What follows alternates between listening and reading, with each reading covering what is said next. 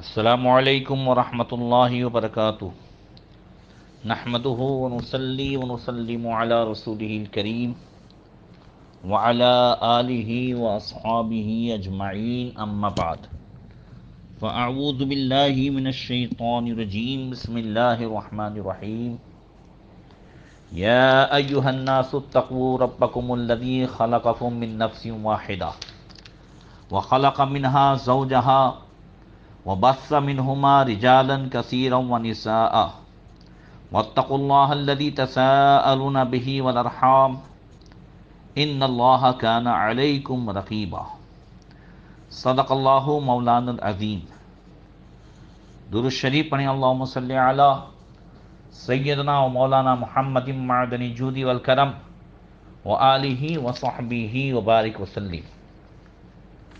محترم سامعین، وعدے کے مطابق آج سے قرآن پاک کی سورہ نساء کی تفسیر کا آغاز کیا جا رہا ہے۔ سورہ نساء یہ مدنی ہے، قرآن پاک کی ترتیب کے حساب سے یہ چوتھی سورت ہے، اور نزول کے حساب سے اس کا نمبر 92 ہے، یعنی اس سورت سے پہلے 91 سورت 91 صورتیں نازل ہو چکی تھی۔ اب یہ 92 نمبر کی یہ سورت نازل ہو رہی ہے۔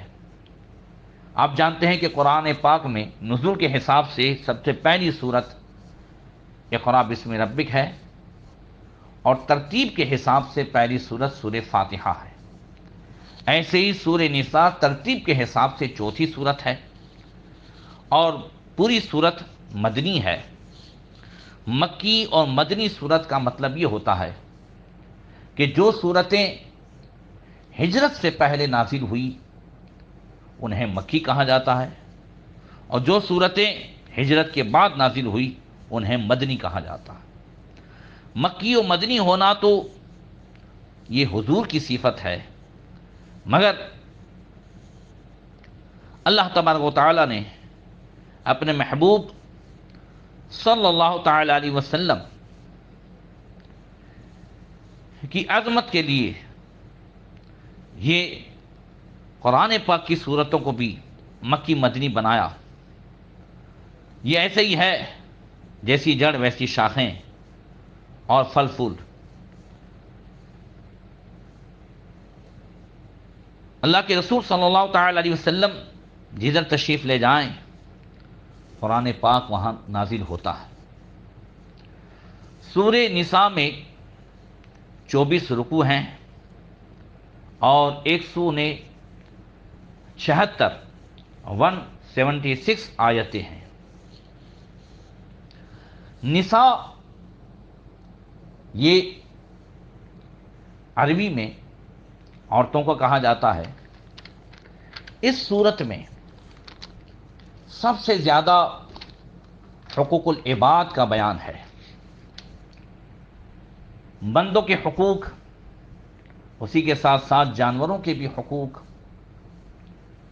پڑوسیوں کے حقوق، عورتوں کے احکام، ماں باپ کے حقوق اور وراثت کے احکام، کن عورتوں سے نکاح حلال ہے اور کن سے حرام ہے اس کے تفصیلی احکام، اور اسی کے ساتھ ساتھ بہت سارے احکام اس میں بیان کیے گئے ہیں۔ جو لوگ یہ کہتے ہیں کہ اسلام نے عورتوں کو کوئی حق نہیں دیا یا عورتوں کو بہت پیچھے رکھا، جیل میں رکھا وغیرہ، وہ لوگ اس سے اندازہ لگائیں کہ قرآن پاک میں عورتوں کے نام کی ایک مکمل صورت ہی ہے، تقریباً 1.5 پارے پر مشتمل، اور اس میں زیادہ تر عورتوں کے تعلق سے احکام بیان کیے گئے ہیں۔ بسم اللہ الرحمن الرحیم، اللہ کے نام سے شروع جو نہایت مہربان رحم والا۔ سورہ نساء کی پہلی آیت وہ ہے جو ہم نے اور آپ نے نکاح کے خطبے میں سنی ہے۔ نکاح کا جو خطبہ پڑھا جاتا ہے یہ اللہ کے رسول صلی اللہ تعالی علیہ وسلم کا چنندہ ہے، اور حضور نے اس میں قرآن پاک کی ہزاروں آیتوں میں سے یہ آیتیں جو چنی ہے، اس میں سب سے پہلے جو آیت پڑھی جاتی ہے یہ سورہ نساء کی پہلی آیت، یا ایھا الناس اتقوا ربکم الذی خلقکم من نفس واحدہ، اے لوگو اپنے رب سے ڈرو جس نے تمہیں ایک جان سے پیدا کیا، من نفس واحدہ، وخلق منها زوجها وبث منہما رجالا کثیرا ونساء، اور اسی میں سے اس کا جوڑا بنایا اور ان دونوں سے یعنی آدم و حوا سے بہت مرد اور عورت پھیلا دیے۔ واتقوا اللہ الذی تساءلون بہ والارحام ان اللہ کان علیکم رقیبا، اور اللہ سے ڈرو جس کے نام پر مانگتے ہو اور رشتوں کا لحاظ رکھو، بے شک اللہ ہر وقت تمہیں دیکھ رہا ہے۔ یا ایھا الناس اتقوا ربکم، یا پکارنے کے لیے آتا ہے، اور اگر نبیوں کو پکارا جائے جیسے اللہ فرماتا ہے یا ایھا النبی یا ایھا الرسول، تو یہ اظہار کرم کے لیے، یہ یا آتا تو ہے پکارنے کے لیے، مگر کس کو پکارا جا رہا ہے اس کے حساب سے اس کے میننگ الگ الگ ہوتے ہیں۔ اسی یا سے کفار کو پکارا جائے تو اظہار غضب، جیسے قل یا ایھا الکافرون، محبوب فرما دو اے کافرو، اظہار غضب کے لیے۔ اور عام طور سے جو پکارا جاتا ہے تو وہ سوتوں کو جگانے کے لیے، غافلوں کو بیدار کرنے کے لیے۔ یہاں یا ایھا الناس اتقوا ربکم میں یہ تیسرے معنی میں ہے، یعنی سوتوں کو جگانے کے لیے ہے، غافلوں کو بیدار کرنے کے لیے ہے۔ اس وجہ سے آیا یا ایھا الناس، الناس نسیون سے بنا مطلب یہ ہے کہ اے بھول جانے والوں۔ حقیقت میں جو عام انسان ہے وہ دنیا میں آ کر کے اپنی حقیقت کو بھول گیا، اپنے پیدا کرنے والے کو بھول گیا، اپنے کیے ہوئے وعدے کو بھول گیا۔ سارے انسان جتنے بھی ہیں، مرد عورت، مسلمان کافر، یہودی عیسائی، جتنے بھی ہیں، سب سے اللہ نے وعدہ کیا تھا الست بربکم، کیا میں تمہارا رب نہیں؟ ساری روحوں سے یہ پوچھا گیا تھا اور سب نے کہا قالوا بلا، کیوں نہیں؟ تو یہ ہم وعدہ کر کے آئے کہ ہاں تو ہی رب ہے، مگر یہاں بھول گئے۔ اسی وجہ سے مفسرین فرماتے ہیں کہ یہاں الناس میں سارے ہی مکلف انسانوں سے خطاب ہے، جتنے بھی ہیں سب سے کہا جاتا ہے اے بھول جانے والو، اتقوا ربکم، ڈرو اپنے اس رب سے، الذی خلقکم من نفس واحدہ، انہیں یاد دلایا جا رہا ہے کہ جس نے تمہیں ایک جان سے پیدا کیا۔ یا ایھا الناس اتقوا ربکم، اس مضمون کی جو یہ آیت ہے یہ قرآن پاک میں دو جگہ ہے، اس مضمون سے اس کی شروعات ہوتی ہے دو صورتوں میں، ایک سورہ نساء میں، ایک سورہ حج میں۔ یہاں ابتدا کا ذکر ہے، ابتدائی پیدائش کا ذکر ہے، اور سورہ حج میں یا ایھا الناس اتقوا ربکم ان زلزلۃ الساعۃ شیء عظیم، وہاں قیامت کا ذکر ہے، انتہا کا ذکر ہے۔ اے لوگو ڈرو اپنے رب سے، یا ایھا الناس اتقوا ربکم ان زلزلۃ الساعۃ شیء عظیم، کہ قیامت کا زلزلہ بہت بڑی چیز ہے۔ تو یہاں پر کہا گیا اے لوگو اپنے رب سے ڈرو جس نے تمہیں ایک جان حضرت آدم سے من نفس واحدہ، تمہیں ایک جان سے یعنی حضرت آدم علیہ السلام سے پیدا کیا، اور وخلق منہا زوجہا، اور اسی میں سے اس کا جوڑا بنایا۔ وہ کون؟ وہ حضرت سیدتنا حوا رضی اللہ تعالی عنہا، ہم سب کی دادی ہیں۔ تمام مفسرین کا اس پر اجماع ہے کہ حضرت حوا حضرت سیدنا آدم علیہ السلام کی بائیں یعنی لیفٹ سائڈ کی پسلی سے پیدا کی گئی۔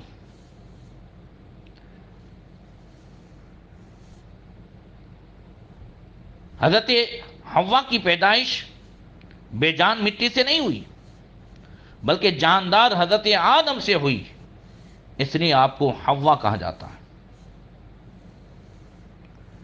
حضرت حوا جنت میں اس طرح پیدا ہوئی کہ حضرت آدم علیہ السلام پر نیند طاری ہوئی، سوتے میں آپ کی ایک پسلی جو لیفٹ سائڈ کی تھی بغیر تکلیف کے نکالی گئی، اس پر حضرت حوا کا غالب جسم تیار فرمایا گیا۔ اس طرح کہ جب حضرت آدم علیہ السلام جاگے تو آپ نے بی بی حوا کو اپنے پاس زندہ جاگتا بیٹھے پایا۔ حضرت آدم علیہ السلام پہلے تنہائی سے گھبراتے تھے، آپ اپنی جنس دیکھ کر بہت خوش ہوئے۔ آپ نے چاہا کہ حضرت حوا کو ہاتھ لگائیں، رب کا حکم ہوا کہ آدم پہلے ان کا مہر ادا کرو پھر ہاتھ لگاؤ۔ عرض کیا مہر کیا ہے؟ فرمایا میرے محبوب صلی اللہ تعالی علیہ وسلم پر 17 مرتبہ درود پاک پڑھو، یہ ان کا مہر ہے۔ اللہ اکبر۔ بہرکیف حدیث پاک میں بھی اس کا ذکر ملتا ہے۔ حضور ارشاد فرماتے کہ ان المرأۃ خلقت من ضلعہم من اضلاع الایسر، عورت یہ لیفٹ سائڈ کی ٹیڑھی پسلیوں میں سے ایک پسلی سے پیدا کی گئی۔ حضور فرماتے ہیں ان المرأۃ خلقت من ضلع من اضلاع الایسر لن تستقیمها علی کل حال، یہ ٹیڑھی پسلی سے پیدا کی گئی ہے تو کسی بھی صورت میں اسے سیدھا نہیں کر سکتا۔ حضور فرماتے ہیں کہ وَتُمَتِّعَهَا وَفِيهَا عِوَجٌ، تو اس سے فائدہ اٹھا، اس میں ٹیڑھا پن تو رہے گا۔ وَإِنْ أَرَدْتَهَا أَن تُقِيمَهَا كَسَرْتَهَا وَكَسْرُهَا طَلَاقُهَا، حضور نے فرمایا کہ یہ فطرت ہے، فطرت نہیں بدل سکتی، تو اسے سیدھا نہیں کر سکتا۔ اور اگر وَإِنْ أَرَدْتَ أَن تُقِيمَهَا، اگر تو کہے نہیں نہیں میں تو مفتی ہوں، میں تو انجینئر ہوں، میں تو ڈاکٹر ہوں، میں تو فلاں ہوں، میں تو فلاں ہوں، میں سیدھا کر لوں گا، حضرت فرماتے ہیں وَإِنْ أَرَدْتَ أَن تُقِيمَهَا، تو سیدھا کرنا چاہے گا، کسرتها توڑ دے گا، وَكَسْرُهَا طَلَاقُهَا، اور اس کا توڑنا جو ہے وہ طلاق ہے۔ نبی کریم صلی اللہ تعالی علیہ وسلم نے یہاں جو تعلیم عطا فرمائی ہے وہ یہ ہے کہ عورت کے اس ٹیڑھے پن کو اس انداز سے شریعت کے دائرے میں رکھ کر کے اس سے فائدہ اٹھایا جائے۔ اس کو میں اکثر سمجھاتا ہوں کہ کوئی عمارت بڑی خوبصورت ہو، اندر سے عالیشان محل ہو، ہر طرح کی آسائش اور فیسلٹیاں ہو، مگر اس کی جو فرنٹ دیوار ہے وہ ٹیڑھی بنی ہو، اور اب اگر کسی آرکیٹیکٹ کو بلایا جائے، کسی انجینئر کو بلایا جائے اور کہا جائے کہ بھائی صاحب دیکھیں یہ عمارت جو ہے بڑی اچھی اور خوبصورت بنی ہے، مگر اس کی فرنٹ دیوار جو ہے وہ ٹیڑھی ہے، اب وہ آرٹیکیٹ انجینئر کا ہے کہ کیا بات ہے، ارے بلڈوزر لایا جائے، اسے گرا دیا جائے پوری عمارت کو. تو وہ آرٹیکیٹ نہیں ہے. آرٹیکیٹ وہ ہوتا ہے، انجینئر وہ ہوتا ہے کہ اس میں ایسی ڈیزائن بنائے کہ اس کا ٹیڑھا پن چھپ جائے. بس ہمارے اسلاف و اکابرین نے بھی اس انداز سے انہیں شریعت کے دائرے میں رکھ کر کے عورت کو بھی اس طریقے سے شریعت کے دائرے میں رکھا اور اس میں خوبیاں پیدا کی کہ جس سے ان کا ٹیڑھا پن چھپ گیا اور وہ اپنے زمانے کی رابیہ ہوئیں، نیک صالحہ ہوئیں، ولیہ ہوئیں، مجاہدہ ہوئیں. اللہ اکبر. تو طلاق دے دینے والا یہ باکمال نہیں ہے.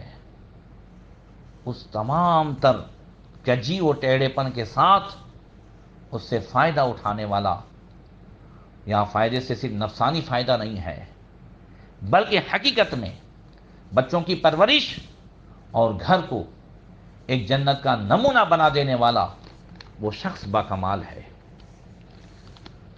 فرمایا وَخَلَقَ مِنْهَا زَوْجَهَا وَبَثَّ مِنْهُمَا رِجَالًا كَثِيرًا وَنِسَاءً، اور ان دونوں یعنی آدم و حوا سے بہت مرد اور عورت پھیلا دیے. حضرت حوا رضی اللہ تعالی عنہ 20 مرتبہ حاملہ ہوئی اور ہر حمل سے 2 بچے پیدا ہوتے تھے. اور میں نے تفسیر میں پڑھا ہے کہ ایک لڑکا اور ایک لڑکی، میں نے غالباً حضرت آدم علیہ السلام کے حالات میں ان تمام باتوں کو ذکر کیا ہے اگر آپ کو یاد ہوگا. اور حضرت آدم علیہ السلام کی شریعت کا نکاح کے تعلق سے یہ مسئلہ تھا کہ حضرت حوا کے یہاں جو لڑکا لڑکی پیدا ہوتے تھے وہ سگے بھائی بہن کہلاتے تھے، ان کا آپس میں نکاح حرام تھا. اور آگے پیچھے کے بھائی بہنوں سے، وہ تو یوں بھائی بہن ہوئے، مگر آگے پیچھے کی اولاد سے یہ نکاح ان سے ہوتا تھا. یعنی نکاح کے اصول جو ہیں وہ ہر شریعت میں رہے، ہر زمانے میں رہے. حضرت آدم علیہ السلام کی شریعت میں بھی یہ جو ہے نکاح کا اصول رہا کہ جو ایک حمل سے پیدا ہوئے ان کا آپس میں نکاح نہیں ہو سکتا، جو آگے پیچھے ہوئے انہی کا نکاح ہو سکتا ہے. اور حضرت حوا کے یہاں جو حضرت شیث علیہ السلام پیدا ہوئے تو حضرت شیث علیہ السلام اکیلے پیدا ہوئے. وہ واقعہ میں نے بیان کیا تھا. حضرت آدم علیہ السلام کے دونوں بیٹے قابل و حابل کا، اور حابل کی شہادت ہوئی تھی، قابل نے قتل کیا تھا.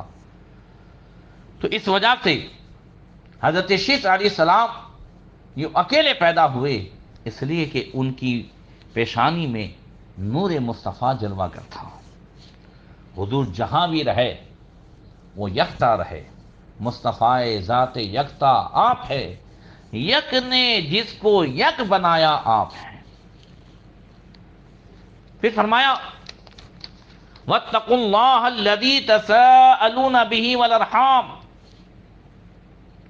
اور اللہ سے ڈرو جس کے نام پر مانگتے ہو اور رشتوں کا لحاظ رکھو. اللہ سے ڈرو جس کے نام پر مانگتے ہو. بندہ یہ آپس میں سوال کرتا ہے اللہ کے واسطے دے دے، اللہ کے نام پر ایک دوسرے سے مانگتے ہو، کہتے ہو کہ رب تعالیٰ کے واسطے مجھے یہ دے دو. اللہ اکبر، جس کا نام ایسا کارساز ہے تو سوچو کہ وہ نام والا رب کیسا ہوگا. وہی رب ہے جو سب کو پالتا ہے. یہاں پر مفسرین نے ایک بات کہی. انہوں نے کہا کہ اللہ تعالیٰ کے نام پر مخلوق سے مانگنا یہ جائز ہے. اللہ خود فرماتا ہے وَاتَّقُوا اللَّهَ الَّذِي تَسَاءَلُونَ بِهِ وَالْأَرْحَامَ وَاتَّقُوا اللَّهَ الَّذِي تَسَاءَلُونَ بِهِ. اس اللہ سے ڈرو جس کے نام پر مانگتے ہو۔ تو اللہ تعالیٰ کے نام پر مخلوق ایک دوسرے سے مانگتی ہے کہ نہیں؟ ضرور مانگتی ہے۔ تو اب امام غزالی رحمۃ اللہ تعالی علیہ فرماتے ہیں کہ جن سے دنیا میں مانگا جاتا ہے، دنیا سے جانے کے بعد بھی ان سے مانگنا جائز ہے، چاہے وہ زندہ بندوں سے مانگے یا وفات یافتہ مقبولوں سے، اللہ کے ولیوں سے۔ ہم کہتے ہیں کہ شیئا للہ عبد القادر جیلانی، اے شیخ عبد القادر جیلانی اللہ کے لیے کچھ عطا فرمائیں، اللہ کے واسطے کچھ عطا فرمائیں، تو یہ شرک نہیں ہے، یہ قرآن کے مطابق ہے۔ اس وجہ سے ہمارا جو عقیدہ ہے وہ قرآن کے عین مطابق ہے۔ حدیث پاک میں بھی ہے کہ ان للہ عبادا یفزع الناس الیہم اختصهم، ان للہ عبادا اختصهم لحوائج الناس یفزع الناس الیہم فی حوائجہم۔ آقا فرماتے ہیں کہ بے شک اللہ تعالیٰ کے کچھ بندے ہیں خاص، جن کو اللہ تبارک و تعالیٰ نے لوگوں کی حاجتوں کو پورا کرنے کے لیے پیدا فرمایا ہے، اور لوگ اپنی حاجت ان کے پاس لے کر کے جاتے ہیں اور ان کی حاجتیں پوری ہو جاتی ہیں۔